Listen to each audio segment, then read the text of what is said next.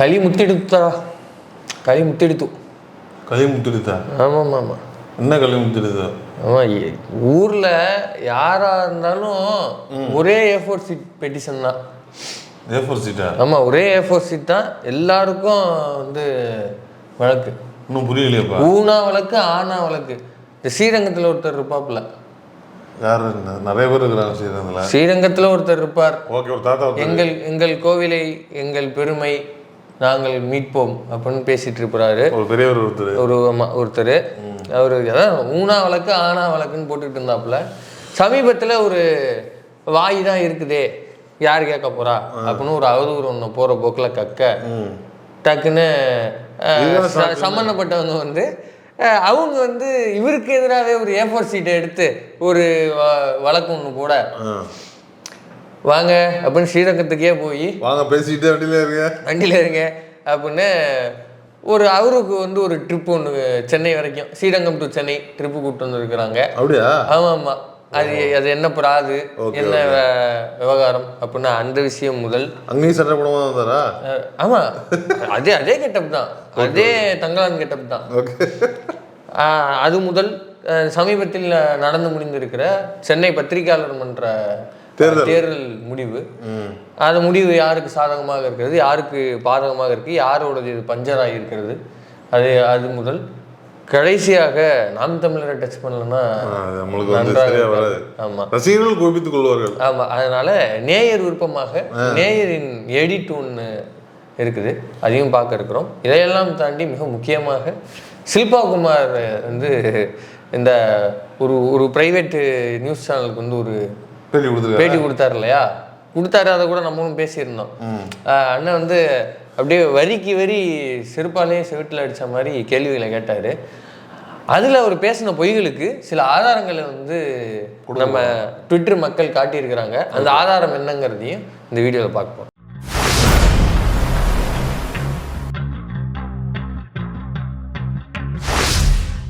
List ரொம்ப பெருசாக போயிடுச்சு. அதெல்லாம் ஒன்றும் இல்லை, நான் அந்த இளையராஜா மேடலில் பிஸியாக இருந்தேன். அதனால இதெல்லாம் அது அந்த அந்த வழக்கில் முடிவு வந்து நான் நினச்ச மாதிரி வந்துருச்சு.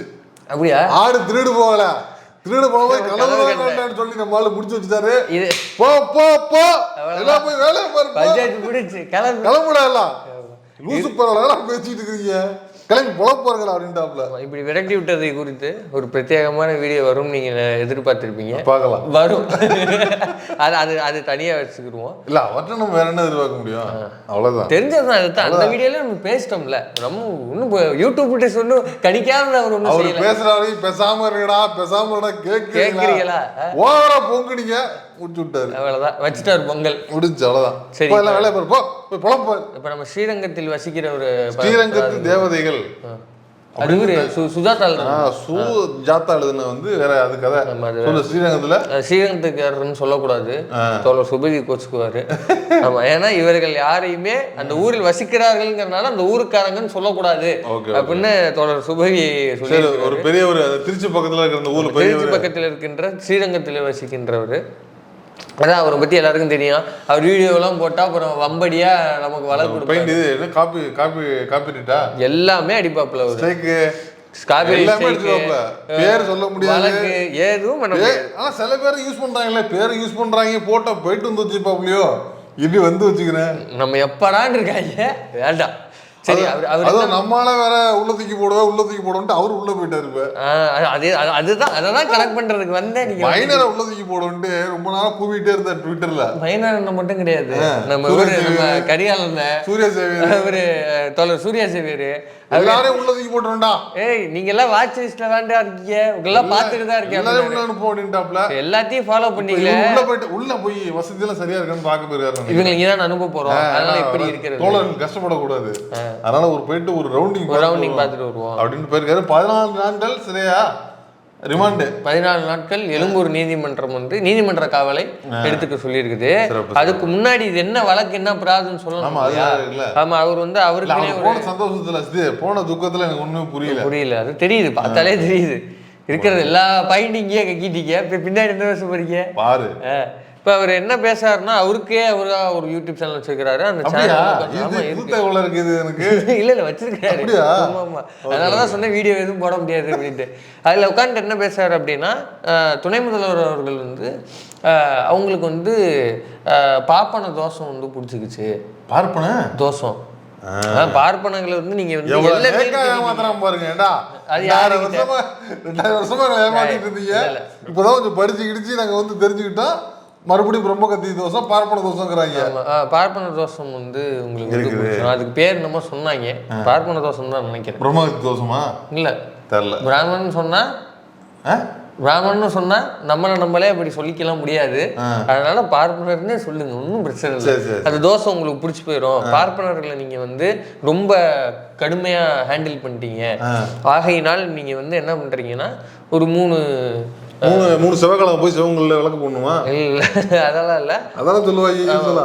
3 வந்து ஏதோ ஒரு முக்கியமான அந்த பார்ப்பனர்களை கூட்டிட்டு வந்து பார்ப்பனர் தலைவர் மாதிரி இருப்பாங்கல்ல, அந்த ஜிஎல் எல்லாருக்கும் புடவை எடுத்து கொடுத்து வீட்டு மளிகை சாமான் 1 மாசம் வாங்கி கொடுத்து பொண்ணு அனுப்பி விடணும். பச்சைக்கிளிக்கு ஒரு புல்லட் வாங்கி கொடுத்து மாசம் சாப்பாடு செலவு வழி செலவு காசு கொடுத்துருவோம். அந்த மாதிரி ஒரு சில விஷயங்களை சொல்லி அதை செய்யணும் அப்படின்னு யாரோ ஒருத்தர் சொன்னதாகவும், அதன் அடிப்படையில் அமைச்சர் அறநிலையத்துறை அமைச்சர் சேகர்பாபு அவர்களை கூப்பிட்டு உதயநிதி அவர்கள் வந்து நீங்க என்ன பண்றீங்க, இந்த மாதிரி 3 ஜியர்களை பிடிச்சிட்டு வாங்க அப்படின்னு அவருக்கு ஆணையிட்டதாகவும், இப்படி சோடா பாட்டில் அடிக்கிற ஜியரா சாஃப்ட் ஜியரா வாங்க, சோடா பாட்டிலாம் வேண்டாம், சோடா பாட்டில் ஜியர் கிடையாது அவர் இல்லை கூட்டுவாங்க அப்படின்ற அடிப்படையில் ஸ்ரீபெரும்புதூர் ஜியரு, மன்னார்குடி ஜியர்னு நினைக்கிறேன், அப்புறம் ஆழ்வார் திருநகரி ஜிஆர். ஆழ்வார் திருநகரா? ஆமா, ஆழ்வார் திருநகரி ஜிஆர். திருநகரியா? அது ஏதோ ஒரு தமிழ்நாட்டுல துபாய் பக்கத்துல இருக்குது. ஆமா, திடீர்னு கேட்கக்கூடாது, நான் சொல்லிட்டேன். இந்த 3 பிளேஸ் தான் நினைக்கிறேன். ஏன்னா அவங்க பேரெல்லாம் நம்ம படிச்சு சொல்லணும்னு தான் ஆசைப்பட்டேன். எல்லாம் வந்து 1/2 கிலோமீட்டருக்கு இருக்குது. நான் ஊரு பேரு இவங்க தானான்னு கனெக்ட் பண்ணிக்கிறதுக்கே எனக்கு ரொம்ப கஷ்டமா இருக்கு. இது லொகேஷன்லாம் கேட்குறீங்க, ஜிஆர் அப்படின்னு வச்சிடுறது. ஆமா, இப்போ 3 பேர்த்தையும் கூப்பிட்டு வீட்டுல இருந்து அவர்களுக்கு பாத பூஜை செய்ததாகவும், இந்த விஷயங்கள்லாம் நடக்கிறப்ப துணை முதல்வர்கள் செய்ததாகவும், இந்த சம்பவம் நடக்கிறப்போ முதல்வர்களுடைய மனைவியும் இவங்க துர்காசலன் இருக்காங்க இல்லையா, அவங்களும் அங்கே உடன் இருந்ததாகவும், இதுக்கெல்லாம் என்ற ஆதாரம் இருக்குது அப்படின்னு ஒரு அவதூறை கட்டமைச்சு விடுறான். இப்போ நீங்கள் இது என்னன்னு சொல்லி மறுப்பீங்க சொல்லுங்கள்? இல்ல இது யார்கிட்ட சொல்றாப்புல? அவரு பொதுவெளியில யூடியூப் சேனல்ல சொல்றான். பொதுவெளியிலயா? ஆமா, இது மாதிரி அவங்க பாத பூஜை பண்ணாங்க. ஆமா, அவரு பண்ணாரு. இவங்க வந்து சனாதனத்தை ஒழிப்பேன்னு பேசுறவங்க இப்படித்தான் சனாதனத்தை ஒழிக்கிறாங்க பாருங்க அப்படின்னு பேசியிருக்கிறான். இப்போ இது என்னன்னு மறுக்க முடியும்? இவர் வந்து நீட் தேர்வை எதிர்க்கவில்லை திமுக அப்படின்னோம்னா இங்க பாருடா இதெல்லாம் பண்ணியிருக்கிறோம், சட்டமன்றத்தில் தீர்மானம் போட்டிருக்கிறோம், இந்த இடத்துல போராட்டம் இல்லன்னு எனக்கு தெரியும்.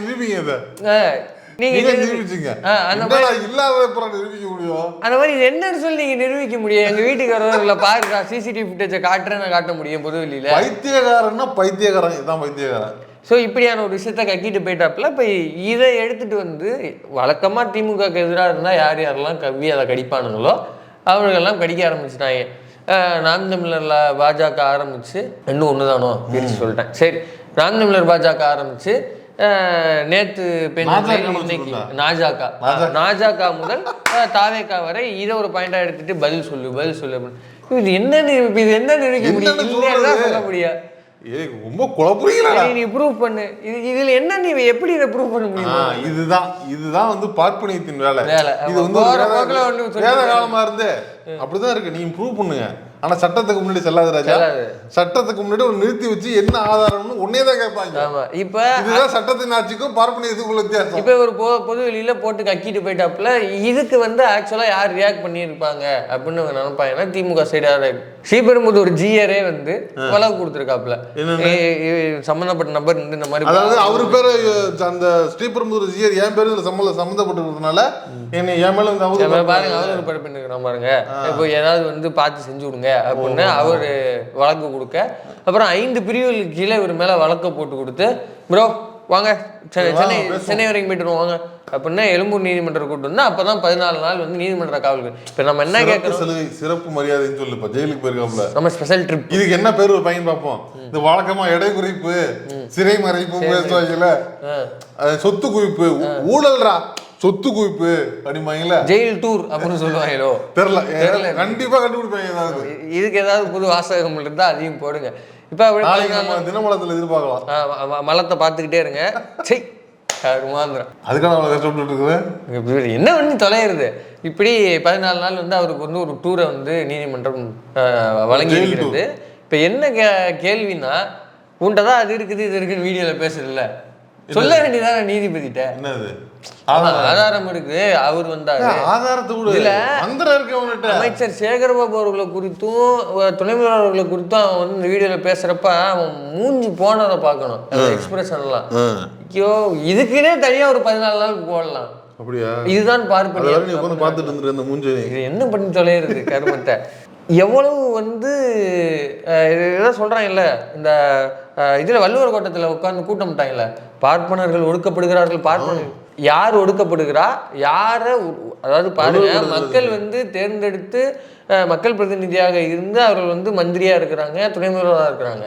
அவர்களை பத்தி பேசும்போது இவன் உடல் மொழி போறதும் மூஞ்சி எக்ஸ்பிரஷன் போறதும் பார்த்தீங்கன்னா தெரியும் யார் யாரை ஒடுக்கிறார்கள், யாரை எப்படி ட்ரீட் பண்ணுறாங்க அப்படிங்கிறது அதுல இருந்து தெளிவாக தெரியும். நான் என்ன கேட்குறேன், உன்ட்ட தான் ஆதாரம் இருக்குதுல்ல, கோர்ட்டார் கேட்டிருப்பாருல்ல, பா இந்த மாதிரி வந்து ஜிஆர் வழக்கு கொடுத்துருக்காரு, வெளியில இருந்து யாரும் இல்லை, அவரும் பார்ப்பனர் இவரும் பார்ப்பனர். அதாவது நீங்க யாருக்கு பாத பூஜை செய்தி சொன்னீங்களோ அவரே வழக்கு கொடுத்துருக்காரு, அவரே பாருங்க இவன் இந்த மாதிரி பேசி தருவான் புதுவெளியில அப்படின்னு. அதுல அவங்க 2 பேரும் பேசுற ஆடியோ வேற போட்டான். அதுக்கு மேல அதுல வந்து அவர் மறுத்து தான் பேசுறாப்புல. நான் சும்மா ஒரு புத்தக வெளியீட்டு விழாவோ ஏதோ ஒரு விழாவை அவர் குறிப்பிடுறாரு, பொது நிகழ்ச்சி அது, அங்கே அழைப்பு ஒன்று இருக்குது, அங்கே அழைப்பு விட்டுனால நாங்கள் போனோம். அங்கே வந்து எல்லாரையும் சந்திச்சாங்க, பேசினாங்க. அதோட ஒரு அறநிலையத்துறையிலிருந்து ஒரு இந்த மாதிரியான நிகழ்வு நடப்பது வந்து சாதாரணமான விஷயம்தான். அதில் அமைச்சரோ இல்லை அந்த நிகழ்வில் வந்து துணை முதல்வரோ பங்கெடுத்தாங்கன்னா பங்கெடுத்தவங்கிற முறையில் பார்த்து வணக்க வைக்கிறதோ இது பண்ணுறோம், அது வந்து ஒரு மேடை நகரத்துக்கு பண்ண தான் செய்வாங்க. நீ இதை எடுத்துகிட்டு வந்து எதோட கனெக்ட் பண்ணி பாருங்க அப்படின்னா அவரை வந்து அவதூறு பரப்பணும். இது வந்து இந்த ஒரு ஆணும் பெண்ணும் ஒரு அறையில் பூட்டி வச்சுட்டு உள்ள அனுப்பிட்டோம்னா கன்ஃபார்ம்டா அதான்டே அதான் கண்டிப்பா நடந்திருக்கும். இன்னும் ஈஸியா சொல்லணும் அப்படின்னா, இந்த நாம் தமிழர் ஜோம்பிஸும் சில லூசுங்களும் வந்து இப்போ பண்ணிட்டு இருந்ததில்ல, இவர் தாவேகா தலைவர் விஜய் வந்து ஒரு ஃப்ளைட்டில் போனார் அப்படின்னா அதை வச்சு கடிச்சிட்டு இருந்தாங்கல்ல. எப்போ ஒரு ஃப்ளைட்டில் வந்து அதுக்கு தான் வந்து இவர் மில்டன் அண்ணன் கூட உலகம் சொன்னார், எப்போ இப்போ நம்மளே வந்து ஒரு 10 ஃப்ரெண்ட்ஸோட ஒரு பொது நிகழ்ச்சிக்கு போகிறோம் அப்படின்னா ஆளுக்கு கொஞ்சம் காசை போட்டு ஒரு பஸ் அரேஞ்ச் பண்ணி போகிறோம், ஒரு ஷேரிங்கில் போகிறதுலாம் எதார்த்தம். அவங்க வந்து பெரிய செலிபிரிட்டி, ஸோ யூஸ்வலாக அந்த மாதிரி இருக்குது. சரி, நீ எதுக்கு தனி ஃப்ளைட்டு, நான் எதுக்கு தனி ஃப்ளைட், இது காசை போடுறா அப்படின்ற அடிப்படையில் காசு ஷேரிங் போட்டு இது பண்ணி போகிறதுல இதெல்லாம் ஒரு தனியாக போனாலும் என்ன பிரச்சனை? இப்போ உனக்கு என்ன பிரச்சனை? அதாவது யாருக்கு என்ன விஜயை பற்றி தான் என்ன சம்பந்தம் இல்லை வைக்கிறேன். விஜயை பற்றி பேசுறதுக்கு அரசியல் பாயிண்டே இல்லையா?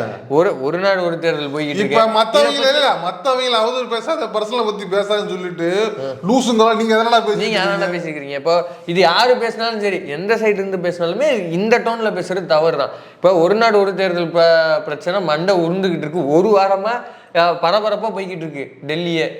அதை பத்தி இன்னும் ஒரு வாழ்த்துக்கள் பதிவு வரல தாவேக்கார்ல இருந்து, ட்விட்டர் ஐடியில இருந்து. அதை பத்தி கேள்வி கேட்கறதுக்கான அதானி குறித்து சர்வதேச அளவில் காரி துப்பிக்கிட்டு இருக்காங்க. அது குறித்தும் ஒரு இதுவும் இல்லை. ஏன்னா மாநிலங்களை வந்து சுரண்டி இருக்கிறார், மாநிலங்களை ஏமாற்றி இருக்கிறாருங்கிறது தானே பிராது.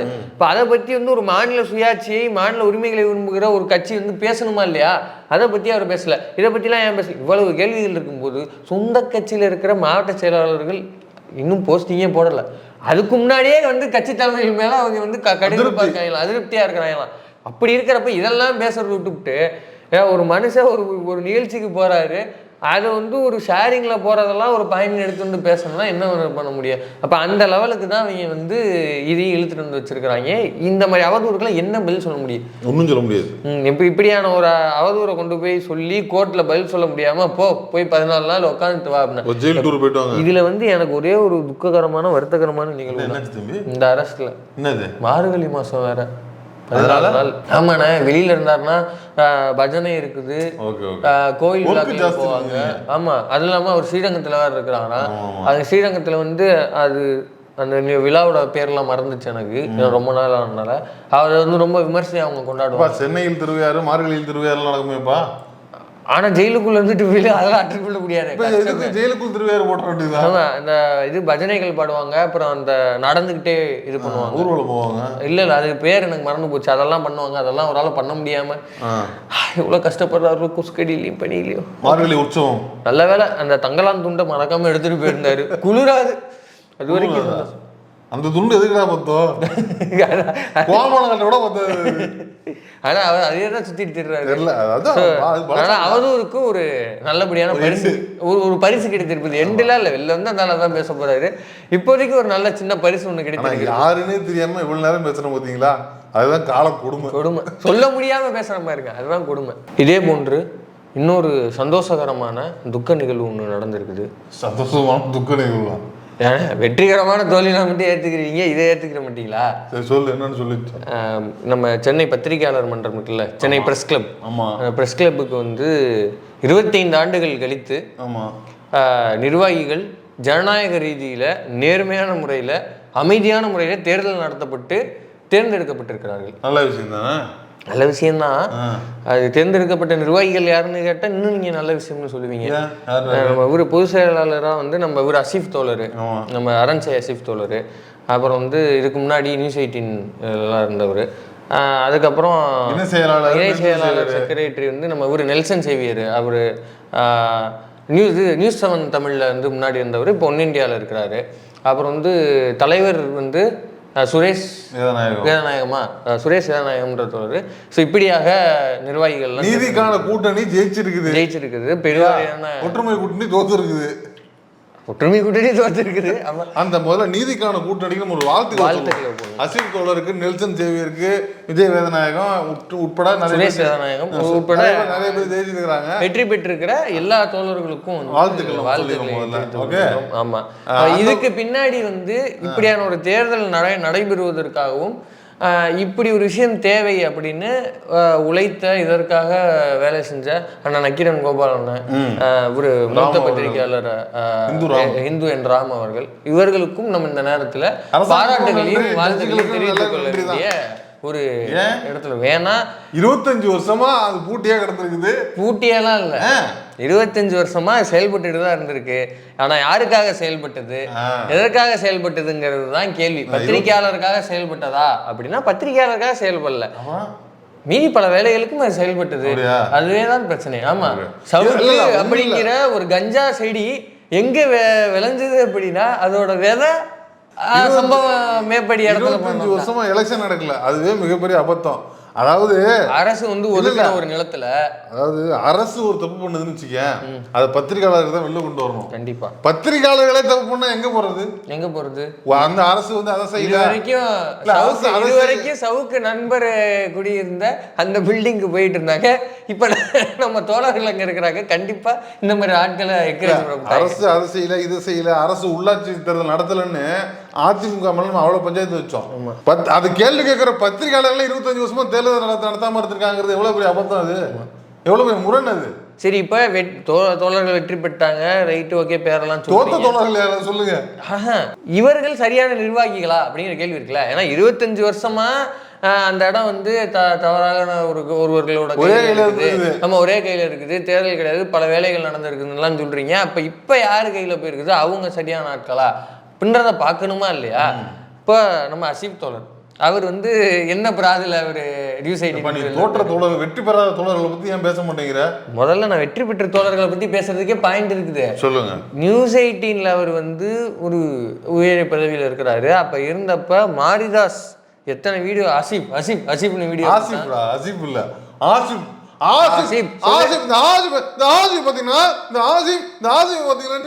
கம்பைலேஷனே போடலாம், அவ்வளவு வீடியோ போட்டு வச்சிருந்தா. ஆனா அவர் பேர் அசீஃப் தலைவா, தயவு செஞ்சு மாத்திங்க.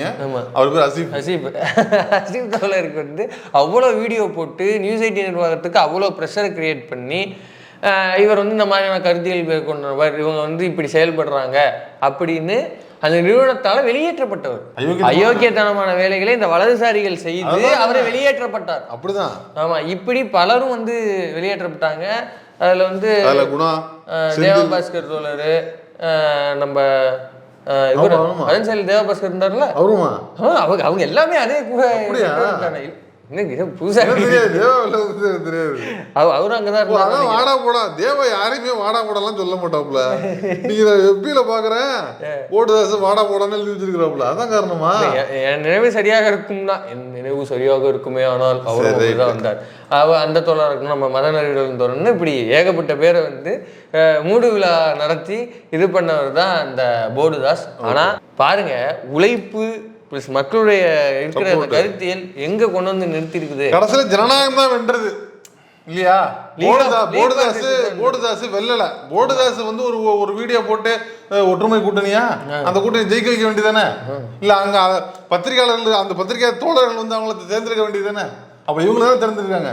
நீ யாரை வெளில அனுப்பிச்சியோ, நீ யாருக்கு எதிராக அவதூறு பரப்புனியோ அவங்கள தான் அந்த பத்திரிகையாளர் தோழர்கள் தேர்ந்தெடுத்து தலைவராக உட்கார வச்சிருக்காங்க. சரி, இப்போ நீங்க சொல்றீங்க, இவ்வளவு வரலாறு சொல்றீங்க, வலதுசாரிகள் இப்படி பண்ணாங்க, ஓகே, அதனால அவங்க சரியான ஆளா அப்படின்னா, இன்னொரு விஷயத்தையும் நான் சொல்றேன். என்னது? நம்ம பிஎஸ்என்எல் புகழ் இருக்கார் இல்லையா? யாருப்பா?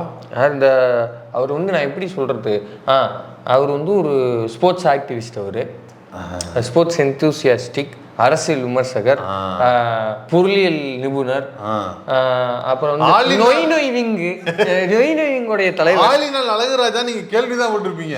கரண்ட் இந்த கலியுகத்துல இந்த கான்டெம்பரரி வேர்ல்டுல அவர்தான் ஆலினால் அழகுராஜா. ஆமா, அவர் வந்து ஒரு ட்வீட் ஒன்னு போட்டிருக்காரு. போடலன்னா தான் பிரச்சனை, எல்லாத்துக்குமே போட முடியா. Usually group supporting different parties R interest fight each other. என்ன சொல்லிருக்காப்ல? ஒன்றும் இல்லை, இந்த சைடு இந்த சைடுன்னு இது பண்ணிட்டு இருப்பாங்க.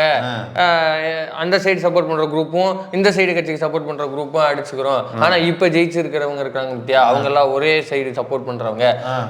ஒன்னும் இல்ல, ஒப்பாரி வச்சிருக்கிறாப்புல. அது வழக்கமா வைக்கிறது தானே. நமக்கு பெருசு என்ன சொல்லி கொடுத்துருக்கு? அவனை பார், அவன் எதுக்காவது ஒப்பாரி வைக்கிறான்னா. ஆமா, அவன் என்ன சொல்றான்? அவன் சரிங்கிறான், நீ தப்புன்னு. அவன் தப்புன்றான், நீ சரின்னு சொல்லிட்டு போயிடு. அதுக்கப்புறம் நீ யோசிச்சுக்கலாம். நீ கண்ண மூடி சொல்ற. நீ சொல்லுங்க, அது எப்படி தலைவாது கண்ணு வந்து ஒரு ஆராயாம பகுத்தறிவாயாம எப்படி நம்ம நீ சொல்லு அது சரியா இருக்கும் அப்படின்னு சொல்லி கொடுத்துட்டு போயிருக்காரு. இது நாள் வரைக்கும் சரியா தான் இருக்கு. இதுலயும் சரியா தான் இருக்கு, இதுலயும் சரியா தான் இருக்கு. ஆமா. சோ இப்படியாக வெற்றி பெற்ற இல்ல 25 வருஷமா தேர்தலே நடக்கலையா, அதை நொட்ட மாட்டாராமா, அதெல்லாம் கேள்வி கேட்க மாட்டான். அதை பத்தி எனக்கு தேர்தல் நடந்துருச்சான். அதுல வந்து தேர்தலை நடத்தினது ஜட்ஜையா போலீஸ் நிர்வாகம் வச்சு தனியா நடத்திருக்கிறாங்க. அது எப்படி? அது செல்லாதுங்க. இல்ல இப்போ 25 வருஷமா நடத்தல, அதை பேசு.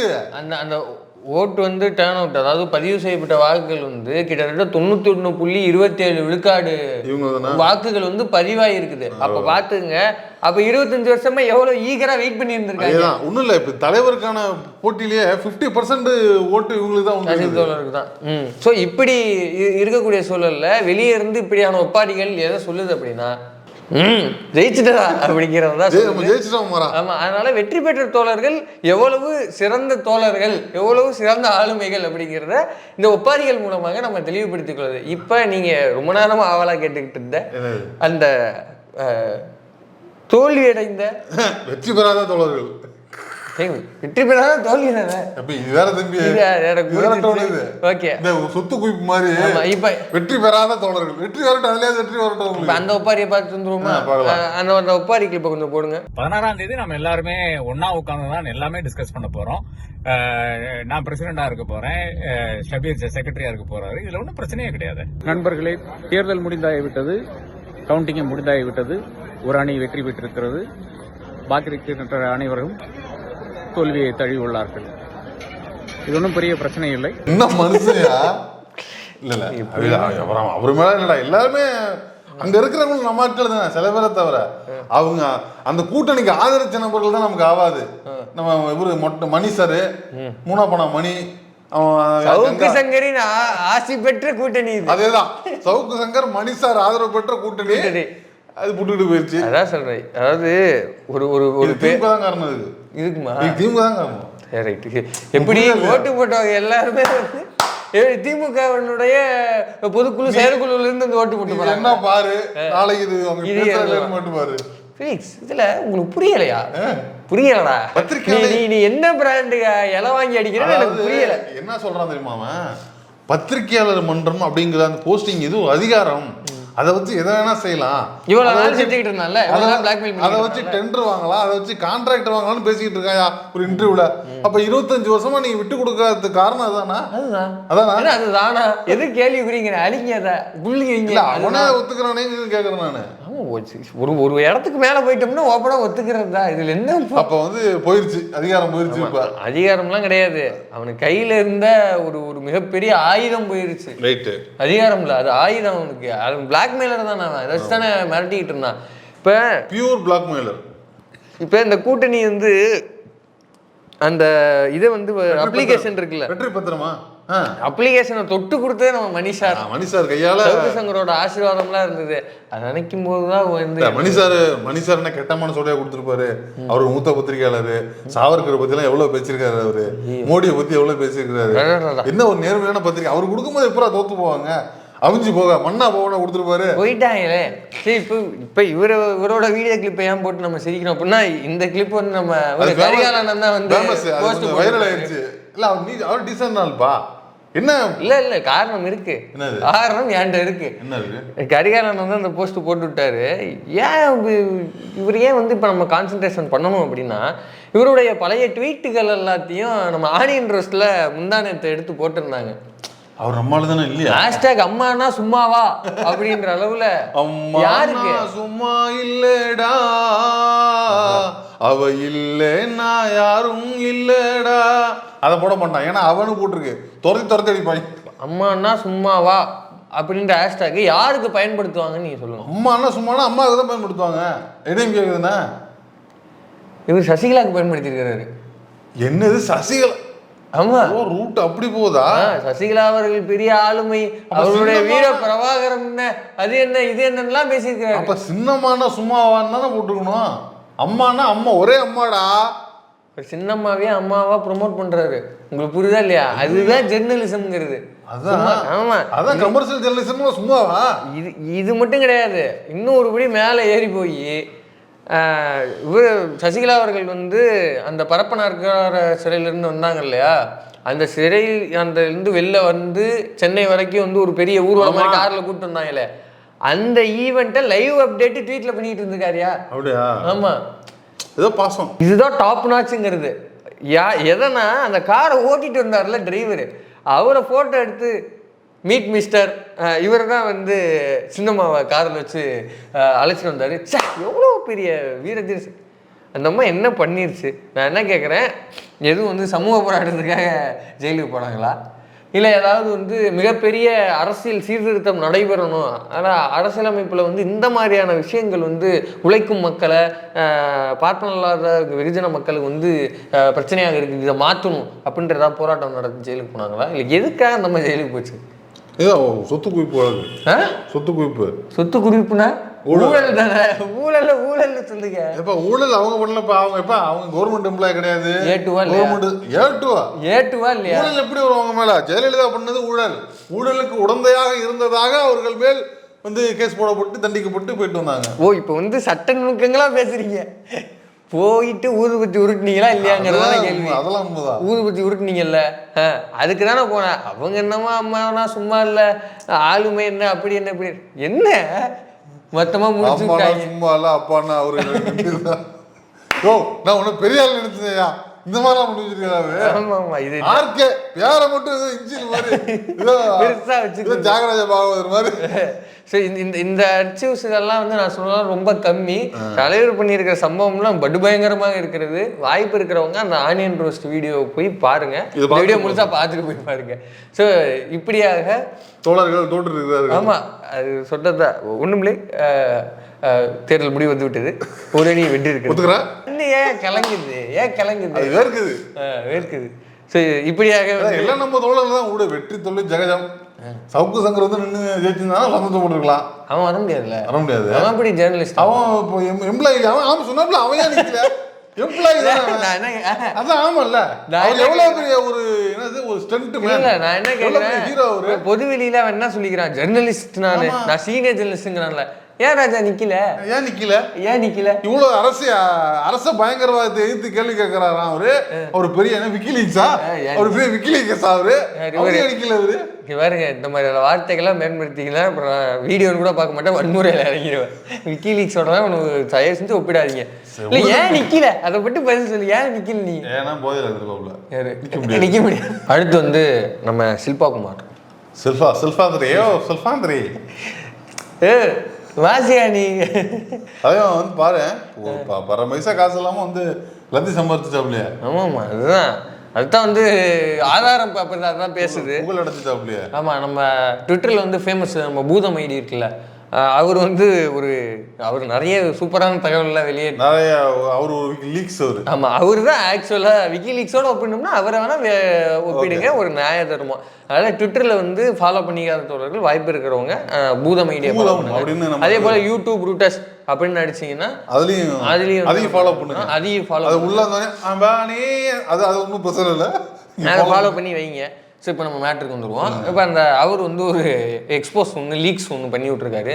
என்ன மேட்ருன்னா, நம்மளால அந்த கடைசியாக புதிய தலைமுறை கொடுத்த இன்டர்வியூவில் வந்து அந்த மனுஷன் வந்து சம குத்து வாங்கினாப்ல. நம்ம சொல்லுவோம்ல அடிக்கடி ஊம குத்தா நம்ம சொல்லுவோம்ல, யாராக இருந்தாலும் ப்ரெஸ்ஸை பத்திரிகை சந்திங்க, ஒரு பேட்டி கொடுது. விஜயெல்லாம் இவர் 3 பேட்டிக்கு தாங்கல.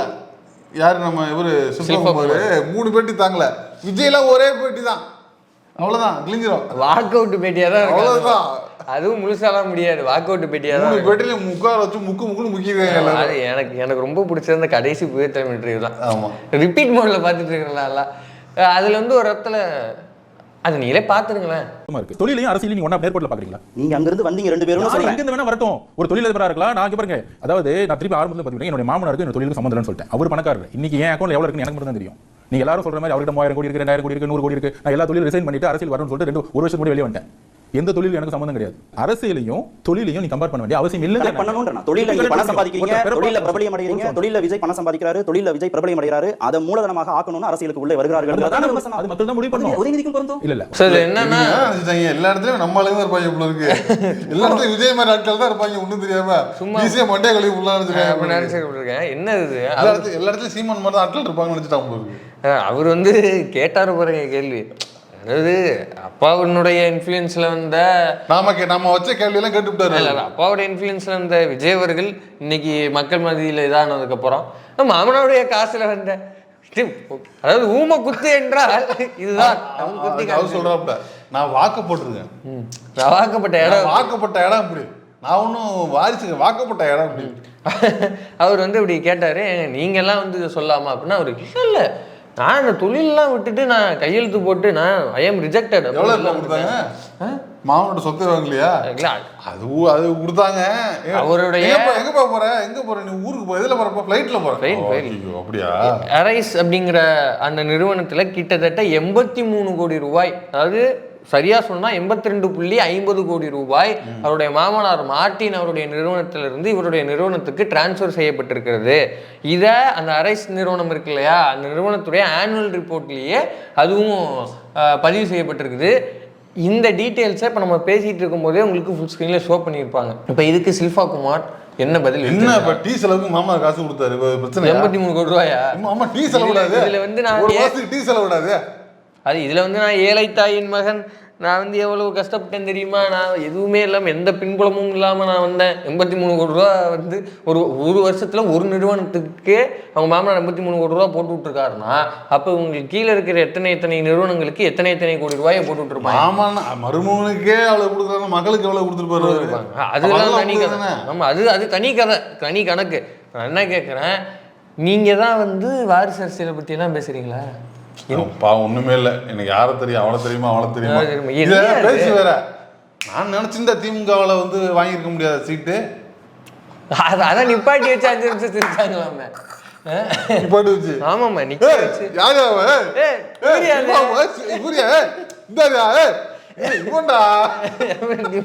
நிக்க வச்சு ஒரு 5 நிமிஷம் சிரிச்சாங்க. அதாவது நீங்க வந்து வாய்ஸ் ஆஃப் மாமன்னா உங்களுக்கு எல்லாத்தையும் சீட்டு கொடுத்துருவாங்க.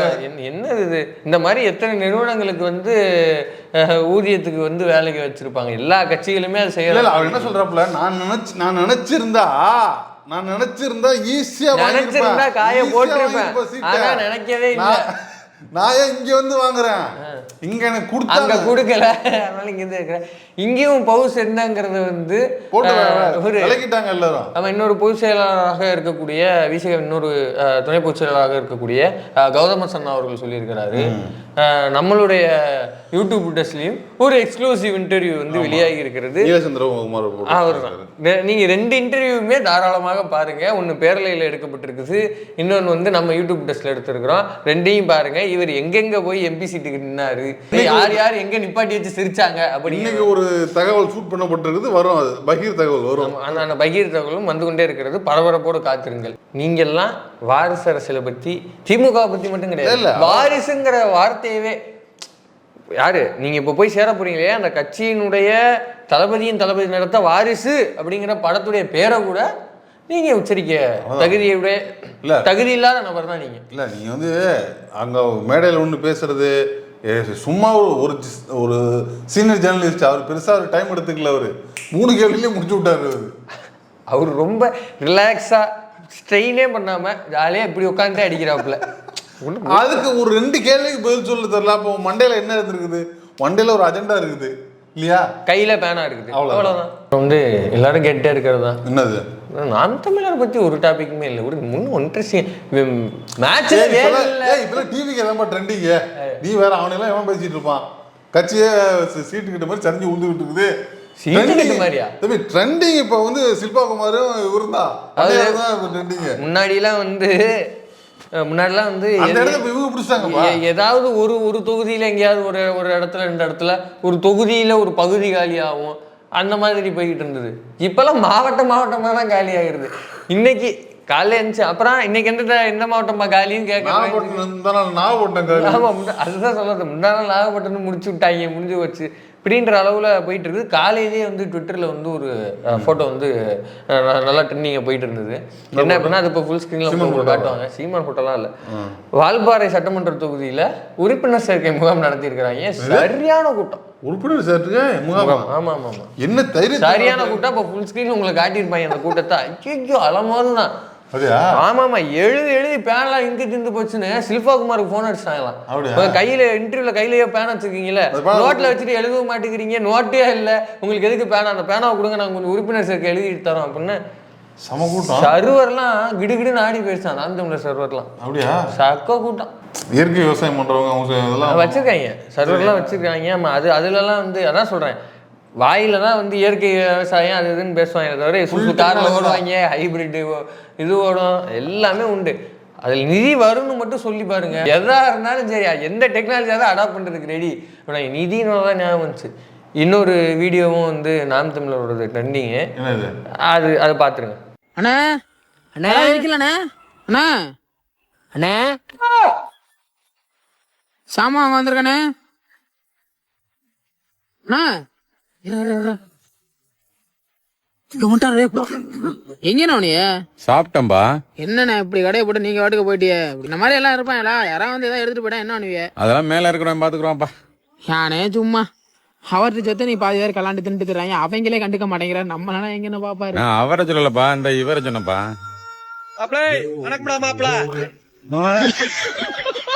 அண்ணே இந்த இதுல 2ண்ணே, ஒரு 10, இது வந்தா இதுல 1, மொத்தம் 320 ரூபாப்பா. சென்ட் ஆயிடுச்சுண்ணா. சரிப்பா. ஏன்னா இது வந்துட்டு ஆன் பண்ணாவே ரெக்கார்ட் ஆயிருமா? 2 நாளா ரிப்பேரு, மெக்கானிக் கூப்பிட்டா வரவே மாட்டாங்கண்ணா.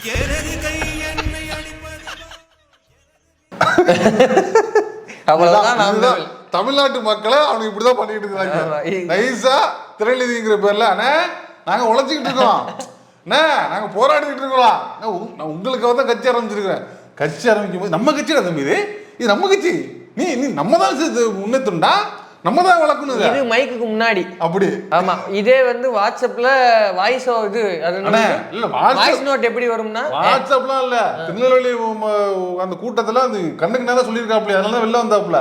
என்னடான்னு கேட்கல, கட்சிட்டு வெளில போடா, என்ன எழுத்து பாக்குறேன், கட்சிட்டு வெளில போடா, வெளில போடா இல்லைங்க, என்ன சொல்ல வெளில போடா, ஏன் கட்சி இது அவன் சொல்லி இவன் சொல்லி ஒண்ணு இங்க வளர்க்கல.